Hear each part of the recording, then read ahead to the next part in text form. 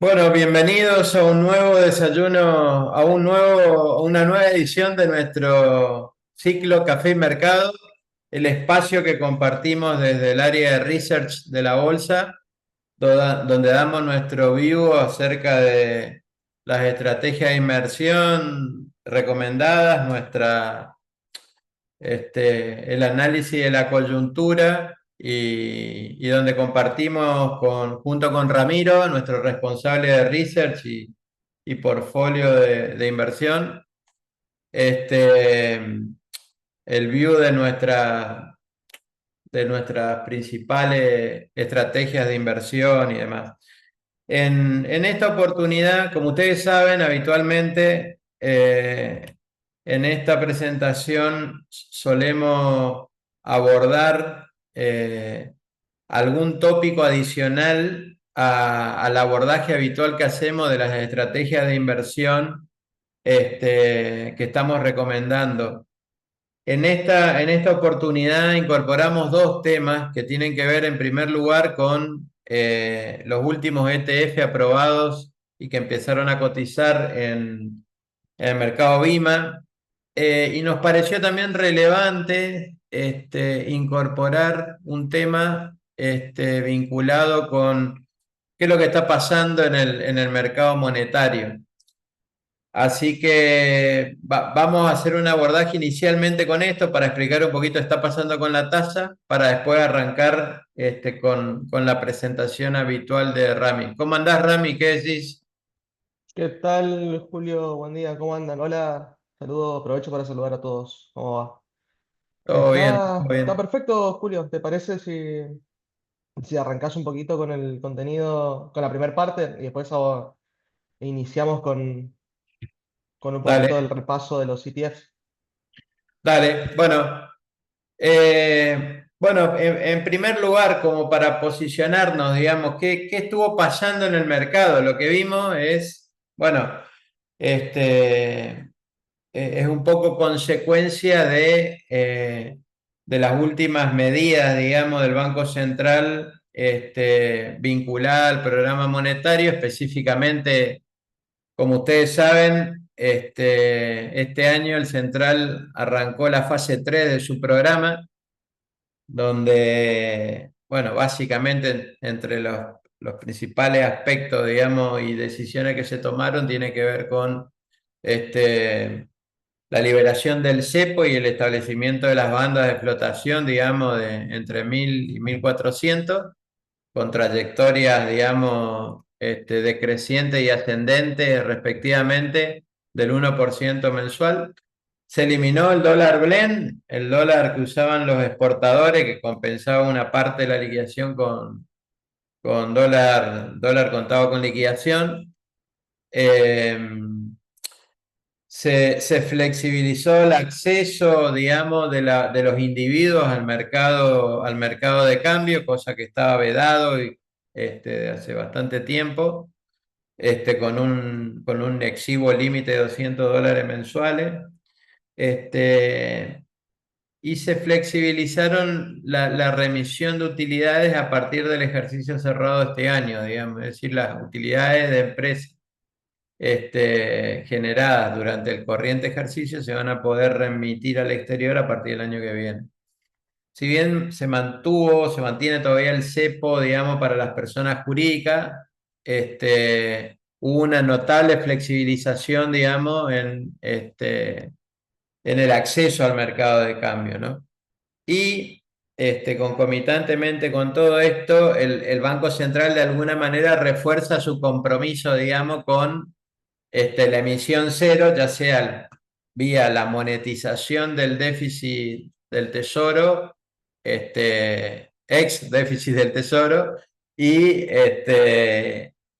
por la remuneración de encaje, digamos, de los pasivos monetarios del Banco Central.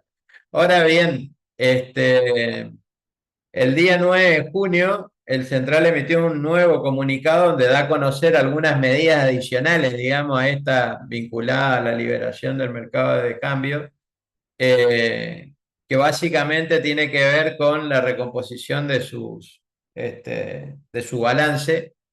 y la recomposición de las reservas internacionales, digamos, ¿no? Que está vinculado obviamente con la mejora de su balance. La primera cuestión tiene que ver con el programa de licitación de títulos con suscripción en dólares. Son títulos que se emiten en peso y que se suscriben en el exterior, en CCL. Me pareció una medida excelente, digamos, desde el punto de vista monetario, porque no afecta, digamos, no afecta monetario y cambiario, ¿no? La cotización del dólar. Segundo, la colocación de repo con bancos internacionales, que básicamente es, si bien son fondos de contingencia, pero permiten de alguna manera incrementar las reservas internacionales, digamos, ¿no? Eh, y en segundo lugar están las medidas para, digamos, fortalecer el régimen monetario, que tiene que ver en primer lugar con la parte de reducción de pasivos contingente, que tiene que ver con los puts. Es decir, esos títulos, digamos, que del Tesoro que tenían opción de venta al Banco Central y que podían implicar una emisión monetaria, digamos, contingente, fuera de lo que es la monetización del déficit, del Tesoro o la remuneración de sus pasivos. Eh, Se dispuso también la emisión de una serie 4 de Bopreales, digamos, para absorber peso. Eh, Y la medida que es la que está vinculado con las anomalías que tuvimos en estos últimos días es el reordenamiento monetario tras el vencimiento de las LEFI. Las LEFI, para hacer un poco de memoria, son los instrumentos que sustituyeron a las LELIC y que en lugar de emitirlo al Banco Central como las LELIC, que constituían un pasivo monetario para el Banco Central, las emite el Tesoro, de manera tal de que con esta decisión, digamos, que tomó el Banco Central, prácticamente dejaron de haber pasivos monetarios por parte del Banco Central y transfirió esos pasivos al Tesoro. El punto es que las LEFI tenían fecha de expiración. La fecha de expiración de las LEFI eran el pasado 17 de julio. Y a partir del 10 de julio, el Banco Central dejó de emitir estas LEFI a las entidades, a los bancos, básicamente, y dejó de darle la chance, digamos, de colocar liquidez corta a tasas de interés interesantes, digamos, ¿no?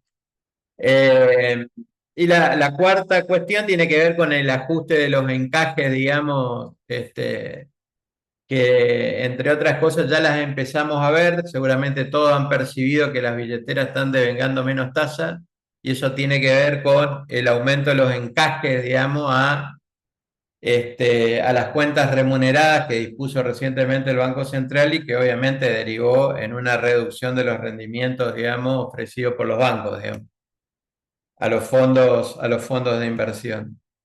Pero bueno, concretamente, ¿qué pasó el 10 de julio, digamos, el día a partir del cual el central dejó de emitir estos instrumentos?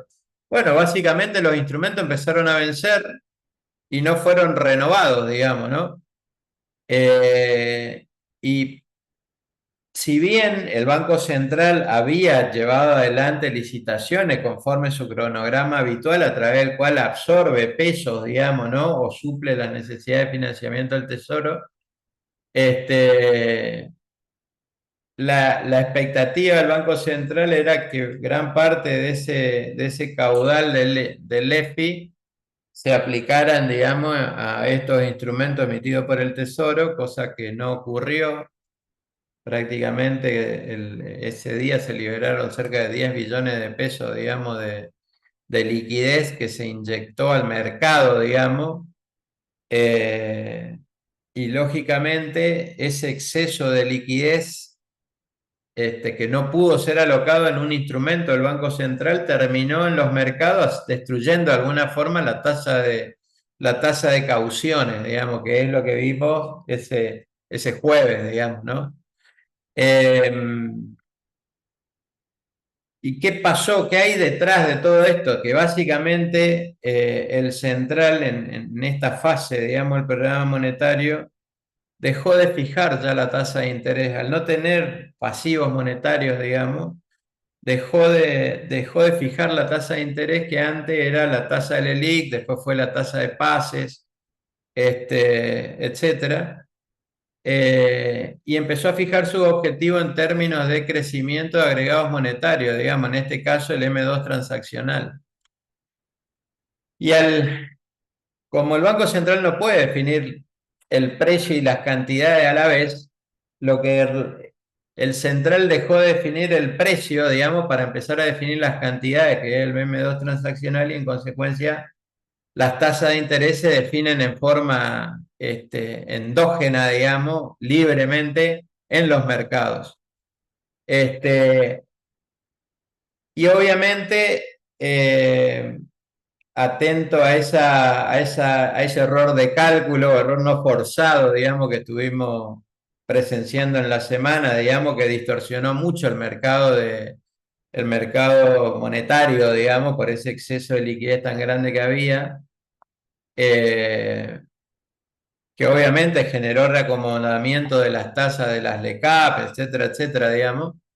El Ministerio de Economía anunció una licitación de LECAP y CONCAPS para absorber esa liquidez excedente el día 16 de julio, o sea, el día previo a la finalización, digamos, los vencimientos de las LEFI.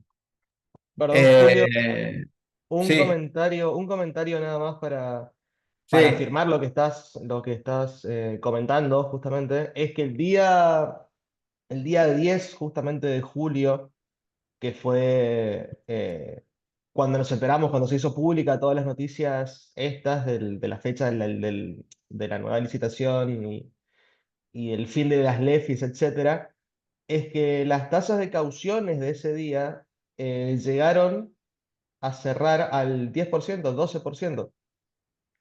sí, O sea, sí, ese movimiento tan extremo de tasas de caución o tasas sí, de caución en pesos que tienen su correlato absoluto tanto con el comportamiento de las LECAPs, o sea, de los instrumentos de tasa fija en pesos, como el comportamiento del money market, de los fondos que ajustan por money market. O sea, ese descalabro en sí, sí. tasas, en las tasas en ese día y que al día de hoy, de ayer, mejor dicho, siguen recalibrando expectativas, acomodando de vuelta tasas a niveles más o menos razonables. eh, tuvo su costo, como bien decís vos. O sea, fue Sí, sí, un error no forzado, fue un descuido en exceso de confianza, pero sí, que sí, tuvieron consecuencias gravísimas en el mercado de pesos. Y eso eh, va de la mano con todos los demás mercados, tanto LCAPs, CONCAPs, cauciones, money ujú. market, etcétera.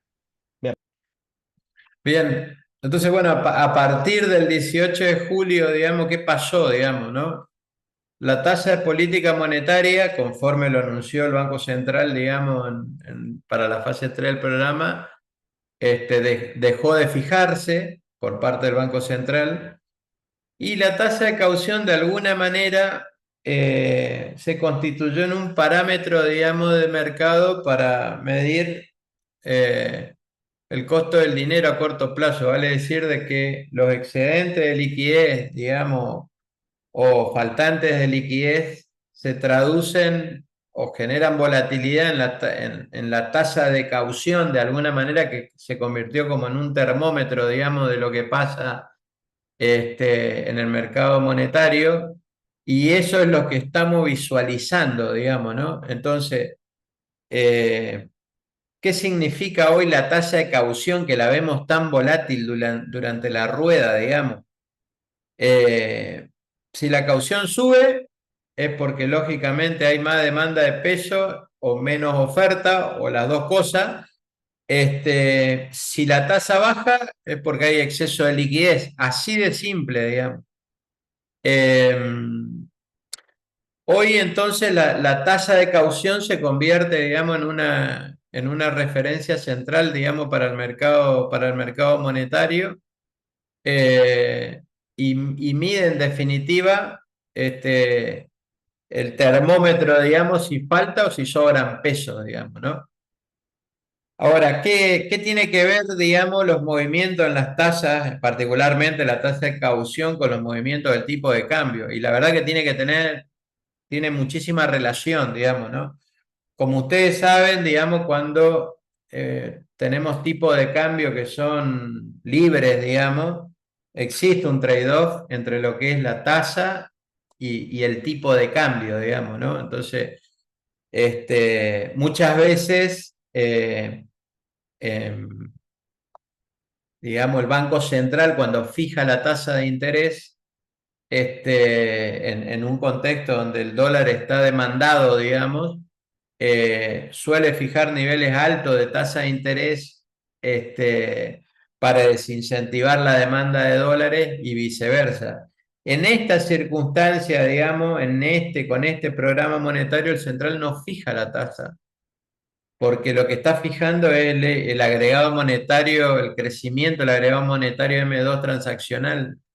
Este, y lógicamente lo que está pasando es que esta escasez de peso que empezamos a ver este, desde finales de la semana pasada y esta semana, digamos, ayer particularmente, generó una suba de la tasa de interés y eso de alguna manera, que es un poco lo que vimos ayer, desincentivó de alguna forma la demanda de dólares este, e hizo caer, digamos, de alguna forma el tipo de cambio, ¿no?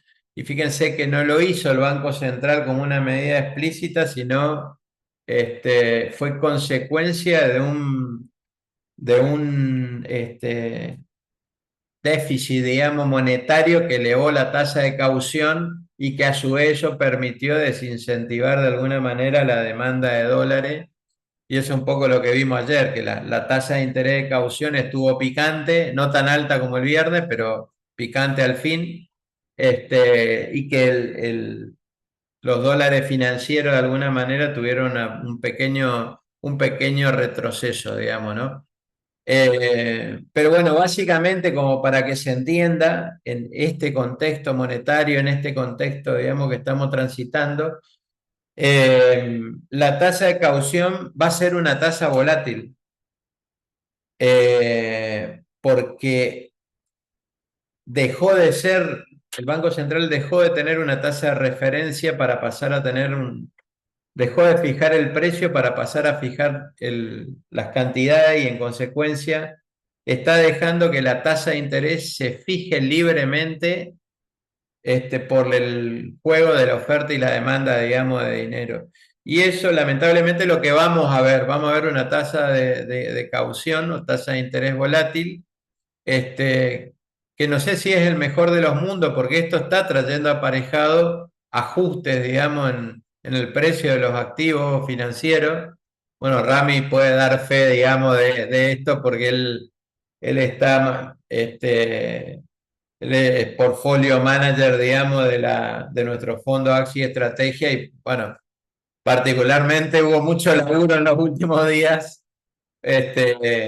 para hacer frente, digamos, a este proceso de ajuste de tasas, digamos, y de precios que estuvimos asistiendo. Así que, simplemente como conclusión de lo que pasó y darle paso a Rami para que arranque con la parte de ETF, eh, lo que percibimos desde el lado del mercado es que hubo como un error o una imprevisión, digamos, por parte de las autoridades monetarias que generó esta excesiva volatilidad en atención a ese muy fuerte incremento, digamos, en la liquidez que tuvimos cuando dejaron de emitirse las LEFI y que el central en el mientras tanto acomodó en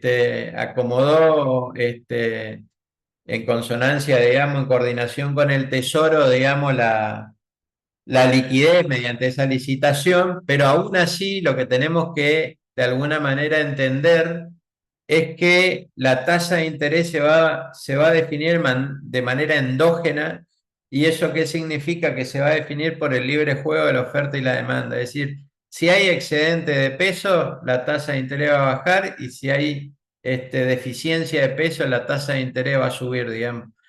Es un nuevo esquema, digamos, monetario que está vigente y que lógicamente tenemos que tener la capacidad de ajustar nuestras estrategias, digamos, de inversión y nuestras decisiones de corto plazo para poder, como yo siempre digo, surfear la ola, digamos, ¿no? Así que bueno, sin más, vamos a darle paso a Rami para que arranque con los temas de la charla. Ok, Julio, muchas gracias. Em, la intención de esta primera parte, de esta segunda parte, en realidad, es comentar un poquito sobre la parte más, primero más teórica de lo que es un ETF, eh, qué tipo de instrumentos son, a qué están apuntados, a qué tipo de inversores está apuntado, y ver un poquito las opciones que tenemos dentro del mercado local de lo que es Vima. Vamos a ver todas las posibilidades, la paleta de opciones que tenemos para este tipo de inversiones. Y vamos a ver con ejemplos gráficos de cotizaciones reales de algunos activos para ver en cuáles podemos encontrar oportunidades o alternativas de inversión. Antes que nada, un repaso un poquito teórico, no, la idea no es profundizar, no va a ser una clase de ETF, pero sí hacer un repaso de a qué se refiere como un Exchange Trade Funds o fondos de inversión, en términos generales, que no son más que una alternativa, una opción a lo que es un CDR. Bien, recuerden que CDR o Certificado de Depósito Argentino es un componente de la renta variable, pero como comentó Julio en la primera parte, la renta variable al final termina siendo muchísimo menos volátil que la renta fija en Argentina, al menos en estos últimos días. Pero en la vida normal, en el mercado en general, los CDRs son instrumentos como si fuesen acciones, pero nos permite acceder a activos del extranjero. Si yo digo, por ejemplo, Tesla, Coca-Cola, Microsoft, McDonald's, Apple, son todos instrumentos de CDR, son certificados de depósito argentino. O sea, yo compro un CDR de Tesla y obtengo los mismos derechos que si compro una acción de Tesla en el extranjero. Bien, por eso es que se indica que son activos equivalentes a invertir justamente en el mercado, en el instrumento del exterior. Está respaldado por un depósito del instrumento de la acción afuera. Bien, acá entra en consideración, lo vamos a ver más adelante, lo que son los ratios de conversión. O sea, una porción de un CDR o una porción de un ETF tiene su proporcionalidad en relación a la acción del extranjero. Bien, ahora, yendo específicamente a lo que es un ETF, es como si fuese un CEDAR, pero es un fondo de inversión. O sea, yo comprando, operando lo que es un ETF, yo estoy comprando un conjunto de activos dentro de este CDR puntualmente. Bien, vamos a ver más adelante también qué ejemplos de ETFs tenemos, pero o sea, que esté incorporado dentro de cada uno de estos fondos, pero yo comprando un nominal de un ETF, yo estoy, por ejemplo, comprando todas las acciones más representativas de lo que es el mercado de Estados Unidos, por ejemplo, o las acciones más representativas del mercado de Brasil, o las acciones de gran capitalización o de mediana capitalización, o atado a un commodity, o atado a una moneda en particular, o también puntualmente, que es un tema de relevancia actual, atado a lo que son las criptomonedas.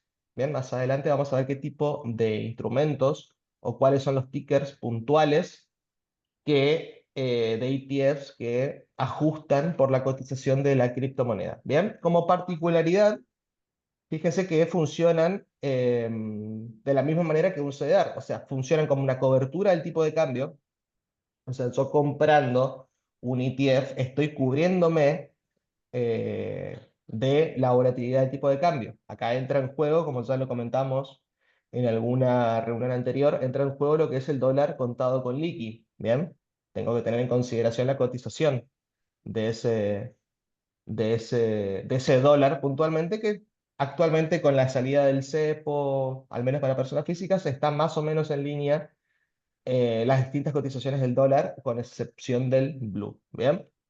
También algo puntual es que se puede comprar tanto en pesos como en dólares, lo mismo que un CDR, y las ganancias que se obtienen por la compra de estos instrumentos justamente son al menos dos, o porque el precio del activo suba, que también tiene relación con el precio del subyacente, al igual que lo comentamos en alguna reunión anterior con la variación de los CDRs, o sea, si el subyacente, si el instrumento exterior sube, acá por definición va a seguir el mismo, va a tener el mismo comportamiento, ¿bien? Y también otra vía de ganancias es a través de los dividendos, que, de vuelta, al igual que los CDRs, los dividendos son en dólares. O sea, yo compro, tengo la posibilidad de comprar estos instrumentos en pesos y percibo dividendos proporcionales en moneda extranjera, en dólares. ¿Bien? Julio, si tenés la diapositiva posterior. Ahí está. A ver. Bueno, en términos generales, fíjense que una de las mayores ventajas por las cuales están subiendo en popularidad este tipo de instrumentos es por la diversificación. O sea, yo comprando un solo instrumento, un solo activo, yo estoy combinando el comportamiento de múltiples activos y lo puedo operar en mercados secundarios justamente, que es lo que hacemos la gran mayoría en las distintas plataformas, es comprar y vender. Con este tipo de instrumentos yo estoy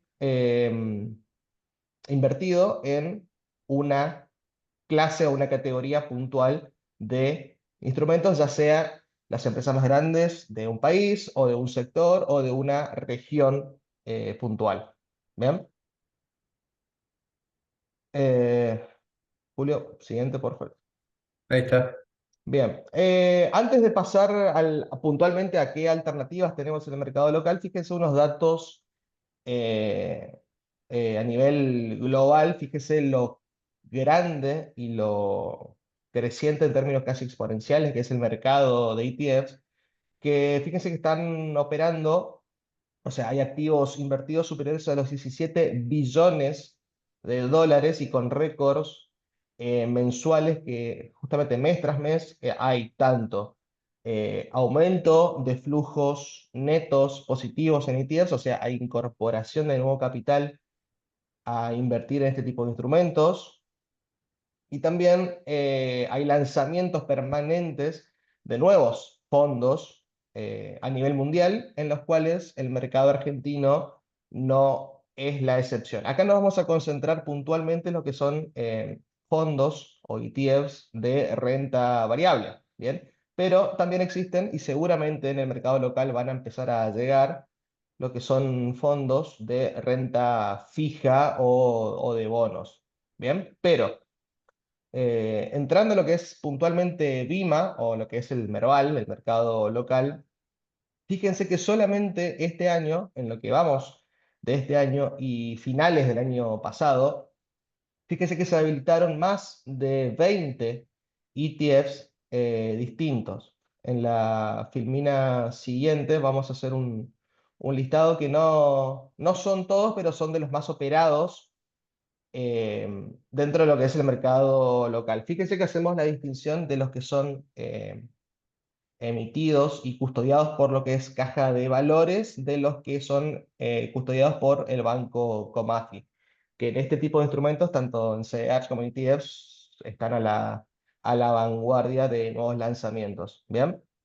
Fíjense que tenemos, en la filmina siguiente, vamos a ver el detalle, pero acá vamos a mencionar, eh, fíjense, no, una anterior, Julio, por favor. Fíjense que tenemos tanto ETFs de lo que es el mercado, el SPY, el Standard Poor's, de lo que es Nasdaq, de lo que es Russell, mercados emergentes, Brasil, innovación, etcétera. Pero Lo que es interesante de remarcar es que el precio de estos instrumentos no difiere tanto de lo que son los CDRs. Fíjense que hay CDRs. Estos son los precios de ayer. El SPY, un nominal del ETF del SPY, fíjense que cerró alrededor de 40.000 pesos. ¿Bien? De lo que es Nasdaq cerró en 36.000, de lo que es mercados emergentes 12.700, etcétera. O sea, no son eh, mucho más caros del precio de un CDR particular, o sea, están en rango de precios de ese tipo de instrumentos. O sea, ¿a qué voy con esto? De que la inversión en un ETF no supera en demasiado, o está más o menos en el mismo rango de un CDR normal. Y el ratio, fíjense que es la última columna, la tercera columna de cada una de las tablas, fíjense que también es bastante similar a lo que es un CDR. O sea, por ejemplo, yo comprando un nominal, por ejemplo, del ETF que está atado al mercado brasilero, fíjense que el ratio es de 2 a 1. ¿Bien? O si compro, por ejemplo, el del ETF de oro, que está atado a la cotización del oro, fíjense que es 50 a 1. Bien, este tiene relación justamente con los dividendos que comenté hace un ratito. Yo percibo, o sea, una acción, un ETF local equivale a una 50ª parte de la acción en el extranjero. Bien, y así con los demás ratios. Ahora sí, Julio, en la Vale. presentación siguiente, fíjense, está súper resumido acá, pero es para darse una idea de a qué está em, replicando cada uno de estos ETFs. Fíjense en la parte izquierda, está indicado lo que son los tickers, o sea, el código de cada uno de estos instrumentos y a qué replica. Fíjense que acá dividimos en lo que en términos generales de lo que son índices, regiones, commodities, el tamaño de las empresas, las cripto y los sectores. Por ejemplo, si yo analizo la primera tablita que está arriba a la izquierda, fíjense que tenemos aquellos ETFs que replican índices. Por ejemplo, el SPY o el QQQ, que son de los más conocidos para nosotros, que son los que replican tanto las 500 empresas más importantes de Estados Unidos, en el caso de SPY, en tanto que la QQQ, el ticker QQQ, son las que están relacionadas con las tecnológicas, o sea, es la que replica el índice Nasdaq. Bien, fíjense acá que esto es muy interesante también, que los tres instrumentos siguientes, los tres tickers siguientes, fíjense que son instrumentos que no solían hasta estar en el mercado local hasta los últimos meses, que son índices o instrumentos apalancados. ¿Bien? ¿Qué significa esto? Por ejemplo, vamos a ver el cuarto ticker que es el SPXL. Fíjese que replica el comportamiento del Standard Poor's, o sea, replica lo que se mueve el SPY, el ticker SPY, pero 3 veces. ¿Qué significa esto? De que yo comprando un nominal de la especie SPXL, yo tengo el triple de rendimiento que comprando un nominal de SPY. ¿Bien?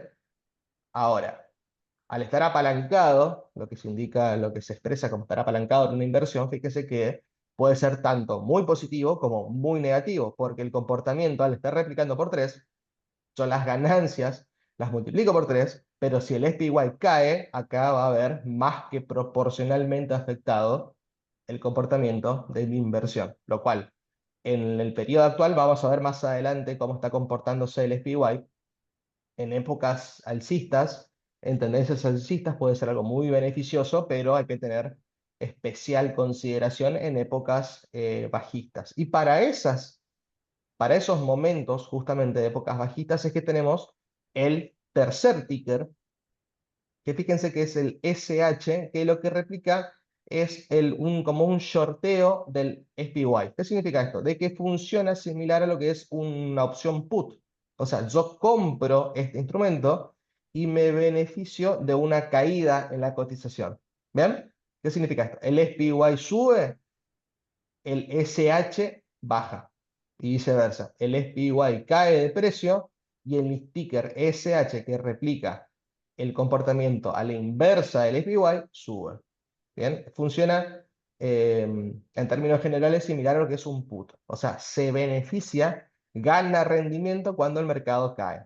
Bien, fíjense también que hay distintos tipos de ETFs específicamente para regiones puntuales. Por ejemplo, si yo quiero comprar o estoy interesado en invertir en acciones de Brasil, yo antes de elegir puntualmente, que también es una alternativa, puedo elegir puntualmente algunas acciones particulares de Brasil o directamente comprando el ETF del EWZ, que el ticker es EWZ, yo estoy comprando las empresas más representativas del, en este caso, Bovespa.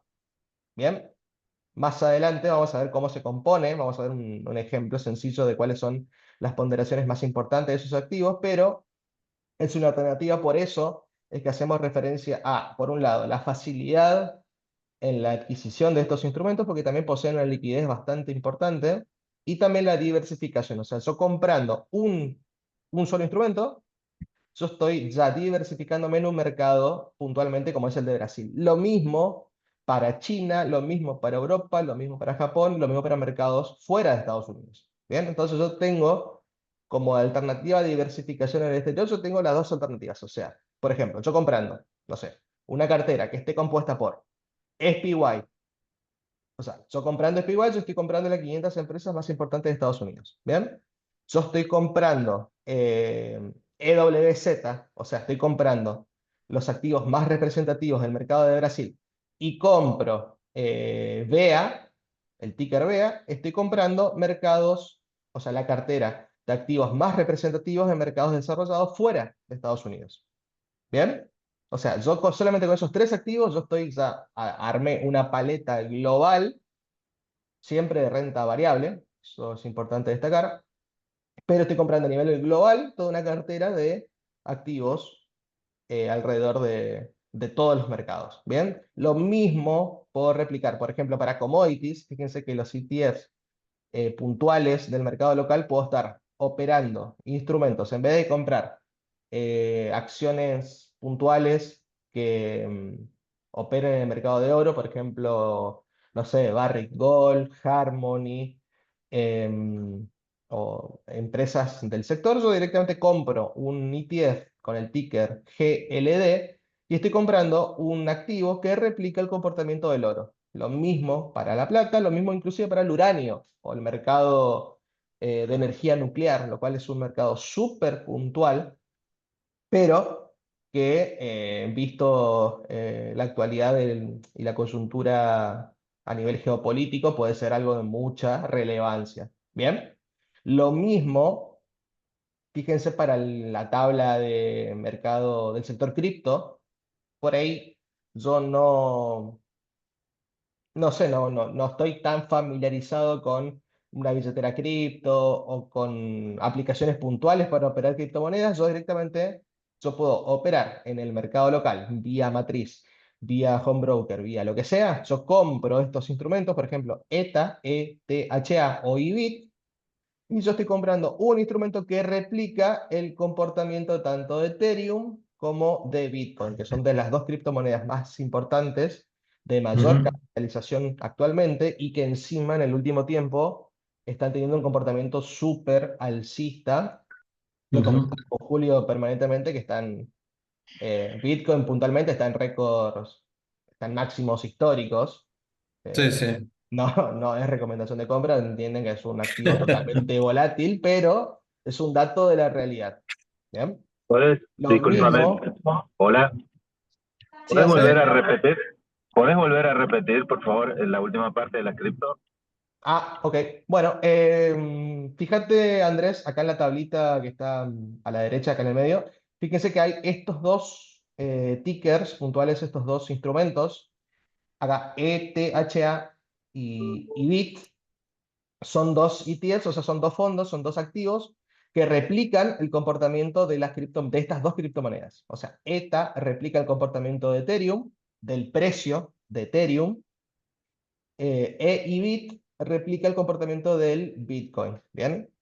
O sea, que replica, ¿qué significa? Justamente que sube Bitcoin, este activo sube de precio en pesos. Baja Bitcoin, este activo baja en pesos. Bien, ahora, ¿a qué voy con esto? Y que justamente en una tendencia súper alcista como tiene las cripto en el último tiempo, y si uno no, de vuelta, no está tan, no tiene tan a mano una billetera de criptomonedas o alguna aplicación o algún, no sé, no quiere, le da miedo invertir en Bitcoin directamente, comprando estos activos que de vuelta cotizan en el mercado local, en Bima. Así como yo puedo comprar Galicia o YPF o AL30, yo también puedo incorporar este tipo de activos. ¿Bien? Y estoy tomando otro riesgo distinto, estoy diversificando mi cartera, estoy atando el comportamiento a un activo puntual y en este caso estoy sumándome al comportamiento de estas criptomonedas puntualmente. Está Claro, bueno porque fíjense que esto sería lo mismo que, a ver, comprar desde la cuenta comitente, estoy comprando un activo que en este caso replica, como dijo Rami, la variación de algunas criptomonedas como Bitcoin o Ethereum. Entonces, yo exacto. sin complicarme la vida, abrir la cuenta en una wallet, en un exchange descentralizado, comprar en el mercado, transferir los pesos, digamos, los dólares, digamos, comprarlo en el mercado, etcétera, etcétera, con todo el riesgo que supone tener liquidez en los exchanges, digamos, etcétera, etcétera. Uno simplemente compra el ETF del activo en lo que quiera replicar, digamos, en este caso, criptomonedas. Y lo tiene en su cuenta comitente, bajo la custodia, digamos, de Caja de Valores en Argentina, bueno, etcétera, etcétera. Exactamente, Julio. O sea, es de vuelta, las mayores ventajas que tienen estos instrumentos es justamente de vuelta, la diversificación de activos y aparte la facilidad que tenemos, porque yo directamente de vuelta, en Home Broker, cualquiera de nosotros que tiene cuenta comitente, en vez de hacer todo el caminito de una wallet virtual, de transferir los pesos, de que la aplicación ande, de que la cotización esté correcta y qué sé yo directamente agarre, compro en pesos o en dólares también, compro directamente y lo tengo en mi cuenta comitente a estos activos, a estos ETFs. Fíjense también para terminar, fíjense que tenemos fíjense lo desagregado que son este tipo de instrumentos por sectores. Fíjense que podemos invertir puntualmente en instrumentos, en activos del sector financiero de gran capitalización, por ejemplo, que es el ticker acá abajo XELF, ¿bien? O también puedo invertir en el sector puntualmente energético. O sea, yo no quiero invertir en las 500 empresas más grandes de Estados Unidos, que sería el SPY. Yo quiero invertir puntualmente en las empresas del sector energético. O puntualmente, que también es un, un sector de mucha actualidad, que es el sector de semiconductores. Entonces, si yo les digo Nvidia, si yo les digo TSM, que también subieron un montón de precio, yo directamente invierto en el ETF SMH, que, es, no, que son los activos dentro del SPY, pero que están relacionados puntualmente con el sector de semiconductores. ¿Bien? Lo mismo con ciberseguridad, sector biotecnológico farmacéutico, materiales, industriales, etcétera. Todos siempre en relación al SPY, o sea, las 500 empresas más importantes de Estados Unidos. Y el último sector, el último ETF, ahí abajo en la tabla de sectores, fíjense que es el VIG o el VIG, que no me acuerdo quién en la charla anterior, que había consultado sobre empresas que pagan dividendos o cuáles son las que pagan más dividendos. Fíjense que ese ETF, ese instrumento, está replicando a las empresas que pagan dividendos crecientes en los últimos 10 meses. ¿Qué significa? Toma en consideración dentro del mercado internacional, o sea, del SPY, analiza cuáles son las empresas que pagaron dividendos de manera creciente en el último año, en los últimos 10 meses en realidad. Y yo comprando, en vez de yo hacer ese trabajo y buscar empresa con empresa, por empresa, cuáles fueron los que pagaron más dividendos, yo directamente invirtiendo en ese ticker, en B y G, yo estoy comprando las empresas más representativas que pagaron dividendos crecientes en el último año. O sea, como facilidad, como diversificación y como acceso sencillo a estos instrumentos, eh, por eso justamente también hay tanta surgimiento y aumento de popularidad de este tipo de instrumentos, porque te resuelve la vida. Yo en vez de estar buscando activos de oro, por ejemplo, yo directamente compro este ETF y ya entro a un sector y diversifico mi cartera con un par de clics directamente y con un solo activo. Ahora sí, Julio, sí, podés pasar, por favor. Dale. Bien, ahora para ir cerrando, para no extenderme de más, fíjense que tenemos gráficos reales, tanto en horizonte diario como en horizonte semanal. En este primer caso estamos mirando lo que es el ETF del SPY, o sea, del Standard Poor's. Fíjense, está en pesos esto, ¿no? Fíjense que tanto en diario como en semanal, fíjense la tendencia claramente alcista más allá del ruido de corto plazo en el diario, fíjense que actualmente en lo que es desde junio hasta acá, fíjense que el comportamiento fue claramente al alza. Bien, entonces, ¿qué significa esto? De que yo de vuelta, y esto sí vale la pena insistir, de que está relacionado con el comportamiento del dólar contado con liqui.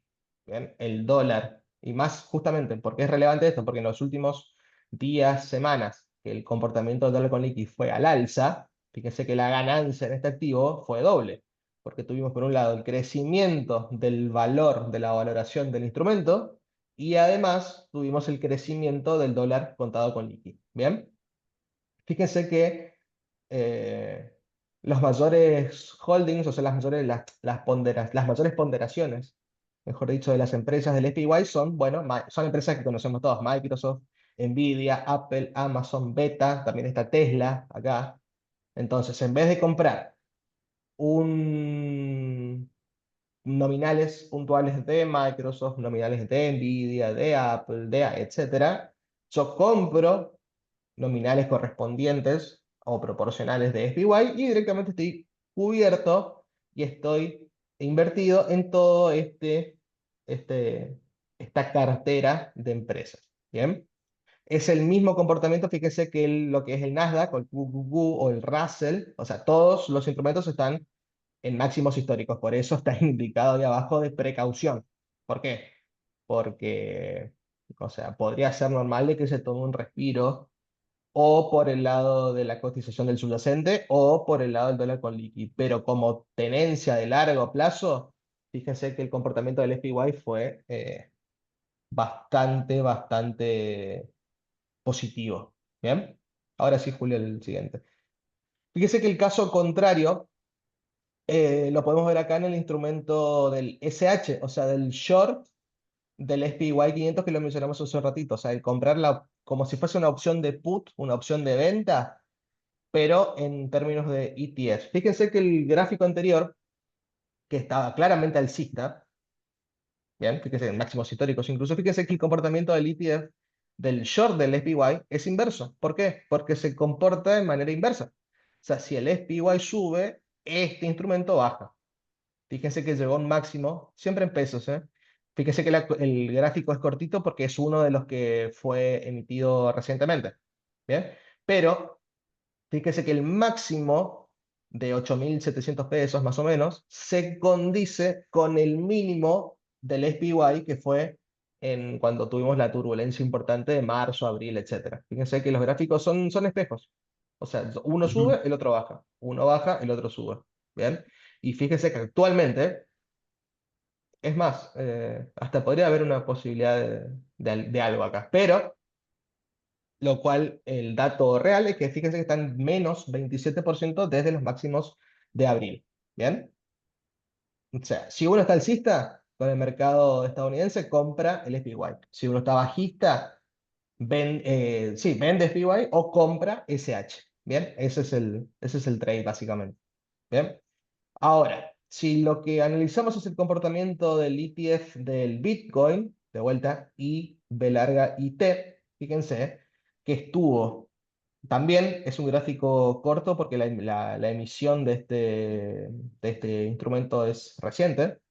Fíjense que estuvo en zonas, siempre en pesos, que estuvo en zonas de 5.500 pesos por acá abajo, y ahora actualmente está en 8.570 en máximos históricos, con un aumento del volumen, o sea, fíjese la ganancia desde mayo solamente es de un 36%. ¿Bien? El rally alcista es evidente, de vuelta, me parece un poco estirado ya, o sea, precaución, también lo mismo que con el ETF, pero el comportamiento de corto y de mediano plazo incluso es evidente al alza. ¿Bien? Entonces, ¿a qué vamos con esto? De vuelta, la facilidad, en vez de comprar, de hacer todo el camino, de abrir una wallet, sí, una aplicación de criptomonedas, transferir la plata, primero abrir la cuenta, después que te verifiquen la cuenta, después mandar plata, y etcétera, directamente a través de la comitente, de matriz, de home broker, de lo que sea, directamente compro instrumentos, esos ETFs, y Bit de vuelta o el de Ethereum, y directamente estoy cubierto y estoy invirtiendo en un instrumento que replica el comportamiento del subyacente, en este caso de la criptomoneda. Y por último, que también fue un comentario que fue consultado en su momento del mercado brasilero, de lo que es el Bovespa. Fíjense que en vez de comprar, no sé, empresas de Banco Bradesco, Vale, Petrobras, Nubank, etcétera, yo directamente compro EWZ, o sea, el ETF de Brasil,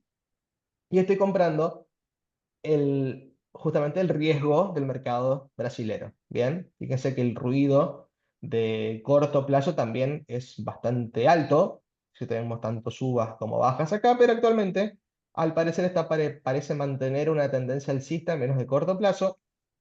Tenemos un mayor upside y también tenemos el contexto político por las elecciones en Brasil del año que viene. Bien, fíjense que tenemos como alternativa, como sugerencia, unos precios de entrada en lo que es 17.000 pesos y 16.450, si lo ven como alternativa a este instrumento en particular. El mismo análisis se puede replicar para todos los demás ETFs, con el cuidado puntual de vuelta de tener en consideración el comportamiento, primero, del subyacente, o sea, del este mismo ticker en el mercado exterior, y del comportamiento del contado, del dólar contado con link. ¿Bien? Con eso finalizamos. De vuelta, la intención no es una clase, no es aburrirlos con términos teóricos, sino o darles a conocer un instrumento que tal vez no es tan operado, o sea, no es la primera opción de muchos inversores, pero fíjense que es una alternativa bastante sencilla de operar y en muchos casos conservadora, porque uno tal vez no sabe o quiere operar en Estados Unidos o en acciones de Estados Unidos y no tiene mucho conocimiento de qué acciones cotizan, directamente comprando lo que es SPY, por ejemplo, y chau, compro las 500 acciones más importantes con ese activo. O si quiere operar las acciones tecnológicas, compra ese puntualmente, o si quiere comprar oro, o si quiere comprar justamente el mercado de energía nuclear, compra eso, mercado brasilero, compra el BTS de Brasil, etcétera. ¿Bien? Bueno, eso por el lado de la parte de ETFs. Ahora vamos a la segunda parte, la más usual de esta conversación, que son las presentación de las carteras recomendadas por el área de research de la DCCH. Fíjense que estas primeras filminas son las ponderaciones, que ya lo vemos permanentemente, de si uno tiene un tipo de comportamiento más conservador, más moderado, más agresivo. La parte de renta fija y de renta variable, lógicamente, va a ir variando según la aversión al riesgo que uno tenga. Bien, en el caso de la cartera agresiva, lógicamente uno va a tener más renta variable que renta fija. De vuelta, en el caso puntual argentino, si uno quiere ser agresivo, puede llegar a tener un porcentaje importante de renta fija en pesos, a corto plazo incluso, pero no es lo usual. Bien. Ahora, vamos a hacer la clasificación como siempre de lo que es renta fija en pesos y primero, de lo que es renta fija y renta variable. Dentro de renta fija, vamos a ver primero renta fija en pesos y después renta fija en dólares. Bien, en este primer ejemplo de renta fija en pesos, fíjense que tenemos como primera alternativa lo que es justamente el fondo de BCCH de Axis Estrategia 20, que es el fondo que administramos desde la BCCH, que en el último tiempo, si puedo decir a la siguiente, Julio, tuvimos una recomposición de lo que es las ponderaciones de la cartera. Fíjense, no sé si recuerdan, pero en las últimas reuniones que tuvimos, la porción del ECAPS estaba arriba de 80 puntos, 85 puntos incluso, y actualmente, fíjense, justamente, eh, teniendo en consideración lo que fue la volatilidad, el aumento de la volatilidad en estos tipos de instrumentos, fíjense cómo rotamos bastante a lo que son instrumentos de cheques de pago diferido en pesos, de obligaciones negociables, tanto PYME como no PYME.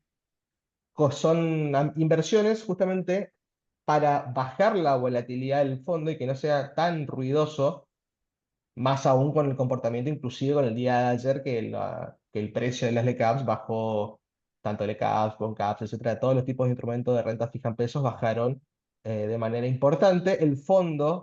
Nuestro fondo de Axis, fíjense, al tener menos proporción de este tipo de instrumentos, tiene menos volatilidad y justamente impacta menos a este ruido, al menos de corto plazo. Bien, fíjense que la TNA del fondo sigue estando bastante más arriba del 40% de TNA, con una duration de 0,19, o sea, de menos de 0,20, o sea, un fondo muy cortito, de corto plazo, y con un rendimiento bastante interesante y más allá del ruido de corto plazo de las LECAPs y BONCAPs que uno puede comprar de manera individual.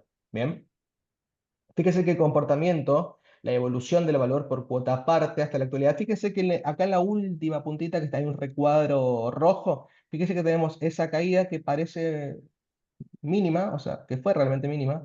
En el comportamiento del fondo fue el día que la tasa de caución se destrozó y la cotización de las LECAPs cayó bastante. Fíjense que el efecto que tuvo sobre Axis, fíjense que fue eh, ínfimo.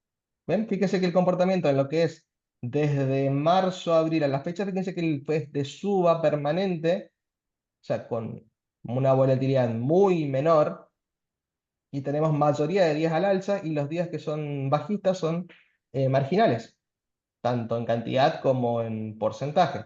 ¿Bien? Y fíjense que aunque haya habido un aumento importante de la volatilidad, el impacto sobre el fondo puntualmente de Axis, fíjense que es bastante, bastante menor. ¿Bien? Fíjense que el rendimiento por clase es positivo para todos los casos, tanto la variación diaria, que fue del viernes, la variación a 30 días, a 3 meses, a 6, y el year to date, o sea, desde el principio del año hasta ahora. Bien, siempre estamos en terreno positivo, aunque el mercado de letras haya tenido una volatilidad de vuelta muy, muy elevada. Bien, ahora, puntualmente, si uno lo que quiere es armar una cartera con LECAPS exclusivamente, fíjense que lo que puede construir desde su cuenta, fíjense, es una cartera con estas cuatro letras, tanto con vencimientos desde agosto inclusive hasta noviembre. Fíjense que las tires, fíjense que andaban en orden, o sea, todo el ruido de letras del comportamiento de las tasas afectó de gran manera todos estos instrumentos. Fíjense que había tires, estaba arriba del 45, 50%, llegaron a tocar 55%, lo cual no tiene mucho sentido en este contexto. Pero fíjense que armando este conjunto de instrumentos, tengo una TIR promedio de la cartera del 40% con una duration un poquito más baja, de 0,16. ¿Bien?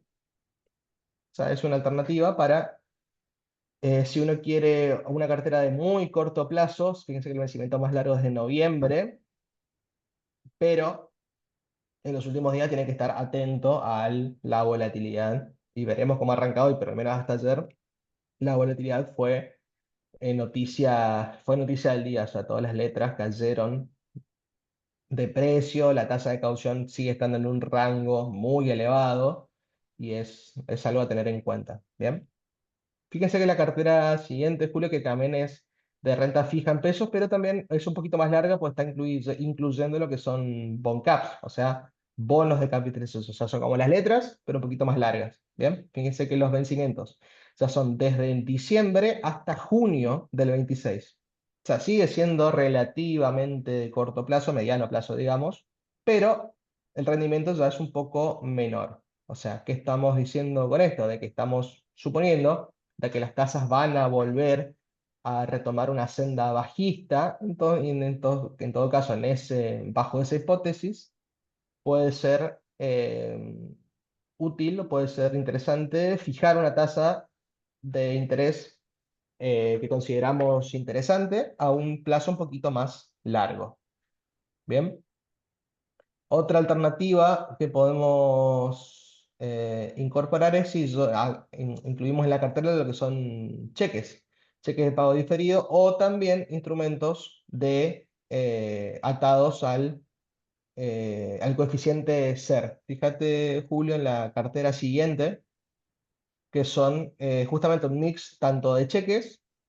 Dice que las tasas también tienen una alta volatilidad, pero en este instrumento, también en esta cartera, mejor dicho, estamos más relacionados con la inflación. Por ejemplo, si yo temo o considero que va a haber un rebrote inflacionario en algún momento, puede ser interesante sumar instrumentos que estén atados al coeficiente SER. ¿Bien? Fíjense que esta que tiene, por ejemplo, el TZM6, o sea, un BONSER 2026, es un instrumento atado a la inflación que está pagando tasas de doble dígito más la inflación. ¿Bien? Lo cual puede ser un instrumento muy interesante. De vuelta, si uno tiene en vista o considera o estima que va a haber un rebrote inflacionario. ¿Bien? Es una alternativa porque puede ser interesante. ¿Bien?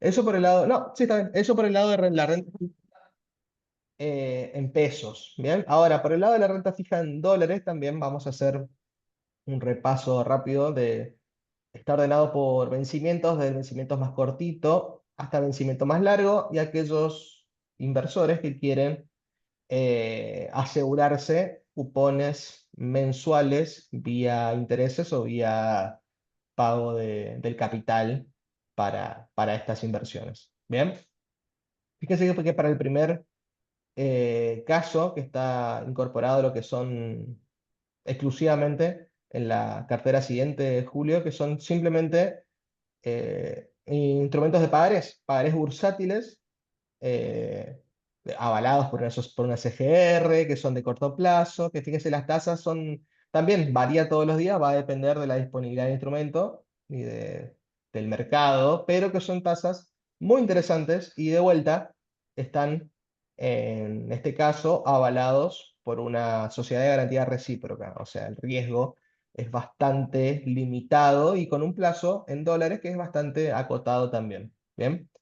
Ahora, si uno quiere alargarse un poquito más en la duration, en el vencimiento de los instrumentos, pueden armar algo, por ejemplo, como vencimiento 2027. Fíjense que tenemos tasas también bastante interesantes, tanto para instrumentos de primera línea, como pueden ser Edenor, Gene y Akamusi, y tenemos incorporado también que la mantenemos hace ya un par de meses, hace un par de charlas que venimos hablando de San Miguel, que recuerdo que el mes pasado estábamos ahí en la duda, digamos, en la incertidumbre si pagaba o no San Miguel un vencimiento de así de un instrumento de renta fija similar a este, pero que vencía el mes pasado.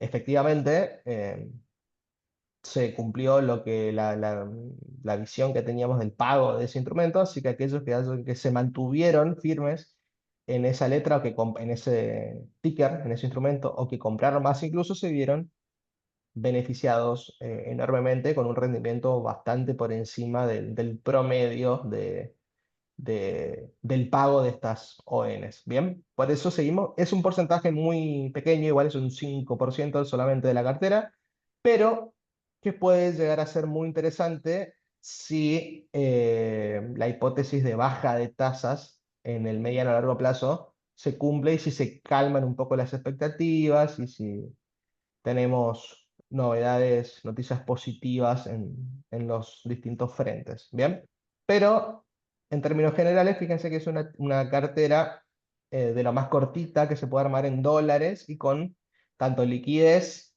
como em, ponderaciones interesantes. Ahora, si yo me quiero alargar un poquito más todavía y tenemos vencimientos 2031, fíjense que acá incorporamos lo que es el AL30, ¿bien? Que recientemente pagó cupón y pagó, sí, cupón de interés, bien digo, todos los bonarios y globales.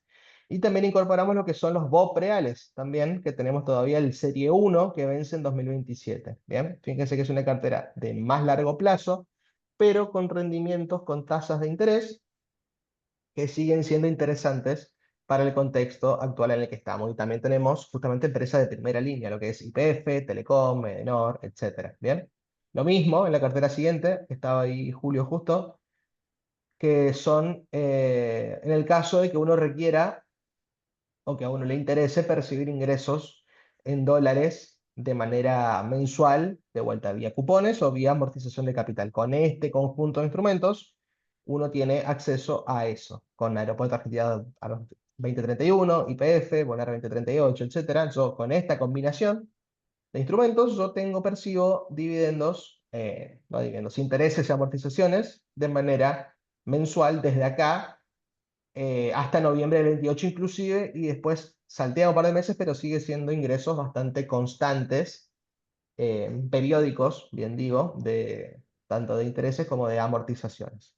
Bien, eso por el lado de la renta fija. Ahora, para finalizar, vamos a hacer un repaso también de lo que es renta variable, tanto local como CDRs. Bien, fíjense que la primera cartera, que es lo que hemos recomendado, lo que mandamos periódicamente, lo que comentamos de manera periódica para julio del 25. Fíjense, julio, la segunda cartera, la primera cartera, por favor. Sí, Fíjense que este portfolio, fíjense que tenemos un rendimiento que el mes pasado me acuerdo que creo que estaba neutro o negativo incluso esta cartera. Fíjense cómo calmándose un poquito las expectativas o no teniendo tanta baja como fue el mes pasado de renta variable, fíjense que tenemos un rendimiento para este conjunto de activos, Pampa, Energía, Vima, Clarín, A3 y un par de CEARs, Meli, por ejemplo. Fíjense que tenemos un rendimiento de casi 6% con una TNA del 8 contra un rendimiento anual del mercado local de menos 20%. O sea, el mercado local en lo que va de 2025 tiene una caída del 20% casi.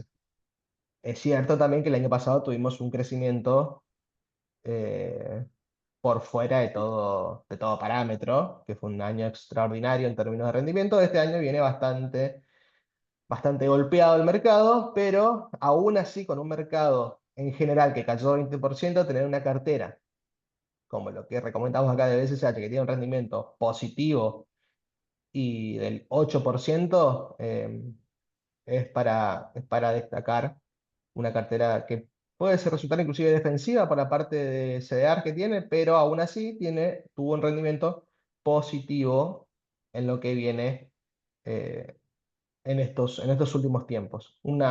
Fíjense que un caso similar tenemos con la segunda cartera.